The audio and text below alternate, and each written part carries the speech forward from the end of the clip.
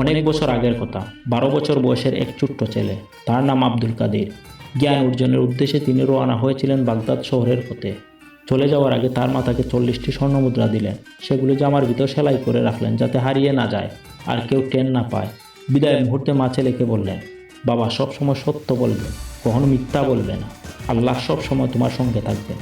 এই উপদেশ বুকের ভিতর ধারণ করে আব্দুল কাদের রওনা দিলেন দূরের পথ পাড়ি দিতে। কিন্তু পথটা সহজ ছিল না। মাঝপথে হঠাৎ এক ডাকাত দল এসে ঘিরে ধরল তাকে জিজ্ঞাসা করলো, তোমার কাছে কিছু আছে? অবাক করা ঘটনা, ছেলেটি একটুও ভয় না পেয়ে বলল, হ্যাঁ আছে, আমার জামার ভিতর 40 স্বর্ণমুদ্রা সেলাই করা আছে। ডাকাতরা হতবাক, ডাকাতরা ভাবতেই পারেনি এভাবে এত সহজে কেউ সব বলে দেবে। তাকে সঙ্গে নিয়ে যাওয়া হলো ডাকাত সর্দারের সামনে। সর্দার বিস্মিত হয়ে জিজ্ঞাসা করলো, তুমি জানো আমারও ডাকাত, তবুও তুমি বললে কেন? আমরাও তো কোনোদিন বুঝতেই পারতাম না তোমার কাছে স্বর্ণমুদ্রা আছে। আব্দুল কাদের শান্তভাবে উত্তর দিলেন, আমার মা আমাকে বলেছিল কখনো মিথ্যা না বলতে। আমি মায়ের কথা ভাঙতে পারি নাই। এই এক কথায় নীরবতা নেমে এলো। সর্দার কেঁদে ফেললো, তার কণ্ঠ কেঁপে উঠল। একটি শিশু যদি তার মায়ের কথা এত মানবে, আমি কেন আল্লাহর কথা মানি না? সেই মুহূর্তে ডাকাত সর্দারও তার পুরোদল তওবা করলো, ফিরে এলো সৎ পথে, সত্যের পথে।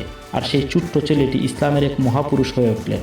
তিনি হলেন আমাদের আব্দুল কাদের জিলানী রাদিয়াল্লাহু তাআলা।